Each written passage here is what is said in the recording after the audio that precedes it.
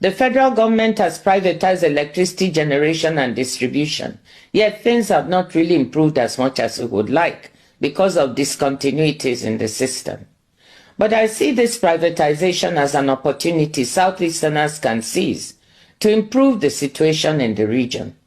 One of our foremost citizens, Professor Barton Naji, has already shown what one man's ingenuity and drive can do.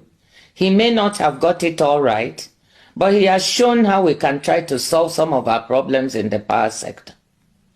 Now that the world is moving to renewables because of climate change, we also have the opportunity to move to off-grid solar solutions for our rural areas, while still looking to see how we use our gas for urban and industrial purposes. The Rockefeller Foundation in New York, together with some partners, is working on solar and battery storage solutions that can attack energy poverty in developing countries. They are looking at working in Nigeria. Can we attract them to the Southeast? Let me dwell on a few other opportunities we can seize to develop economic activity in the region. Our biggest resource in the Southeast is our human resources. Ndigbo di entrepreneurial. Anyị ma alụ ọlụ. Anyị ma ịzụ afịa. Some of the biggest entrepreneurs and industrialists in Nigeria are Igbos. Many micro, medium, and small enterprises that thrive in Nigeria, West Africa, and elsewhere are run by Ndigbo. Have you ever been to the market in Niger, Burkina Faso, Cameroon? I have. And these places are full of enterprising Ndigbo. Then I ask myself, why is the Southeast looking so shabby? Why is our wealth and industry, apart from Aba and Nnewi, not so visible here in the region? How can we harness this entrepreneurship even better at home? Beyond Innocent, our wonderful brother, and a few others, can we get the several billionaires we have to invest more in the Southeast so that we can create decent jobs for our young people right here? Can we get beyond our individual beautiful mansions in our villages to make our Ndigbo lovable and livable?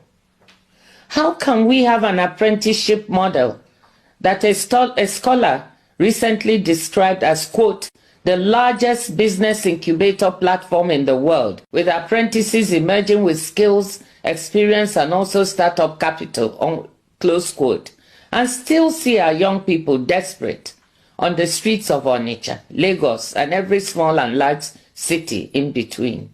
I want to suggest right away that we convene a Southeast Investment Forum, not for people from outside the region or abroad, but for our own Igbo business people.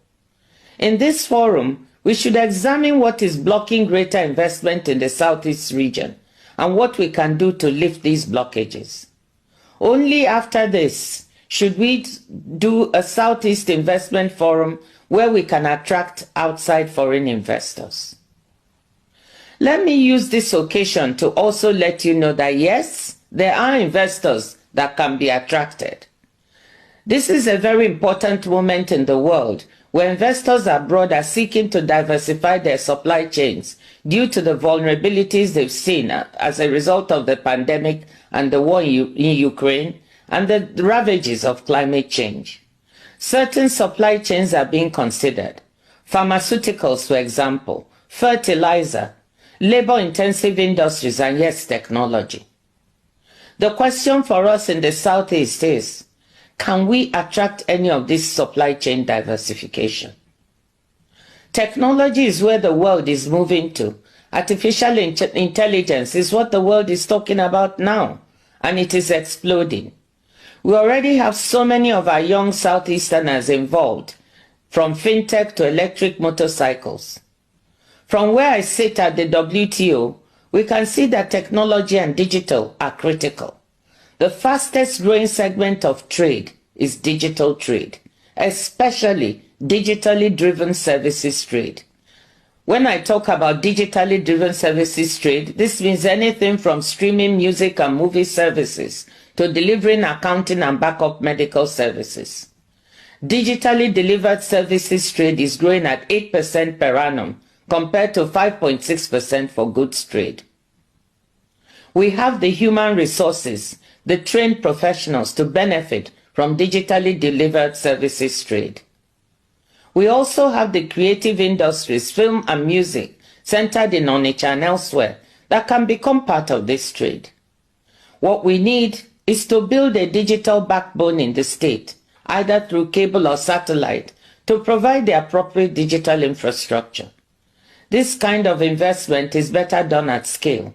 So I hope, Excellencies, that you can get together to figure out who to approach and how the supportive policies can be implemented to attract this kind of digital infrastructure investment. Digital trade for micro, medium, and small enterprises, online education, health and accounting services can provide good jobs and incomes for our young people. Enugu is already becoming something of a hub for tech and digital in the region. I wonder whether we can build on this to develop our own Enugu Valley, as I know other Nigerian states are working on their version of Silicon Valley, California. Regarding pharmaceutical supply chains, the Federal Minister of Health, Dr. Mohammed Pate, is working on this to attract this supply chain to Nigeria. I suggest that as a region you approach him to see if you can work together to attract vaccines, therapeutics, or diagnostics manufacturing facilities here to the southeast. Aba is already a manufacturing hub, along with Nnewi.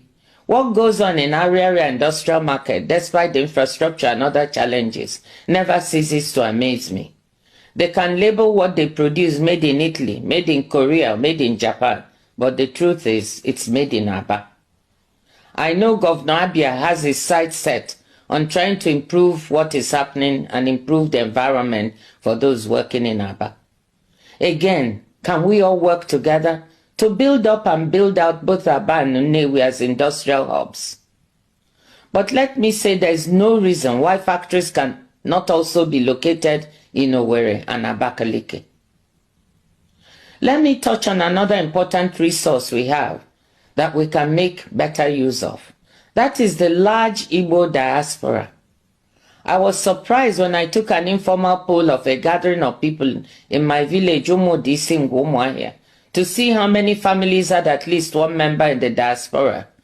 Surprised to find that almost everybody put up their hands. The Southeast has one of the largest diasporas in Nigeria, if not Africa.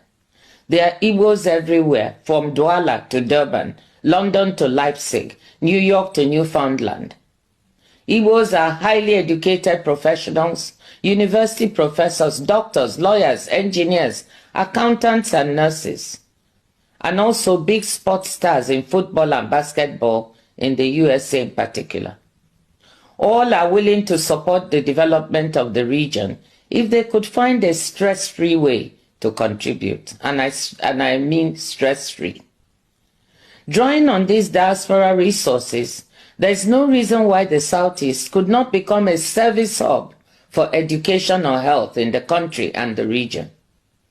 Let our professors help develop high-quality schools, and universities, building on education investments already happening in the region to attract people beyond the Southeast.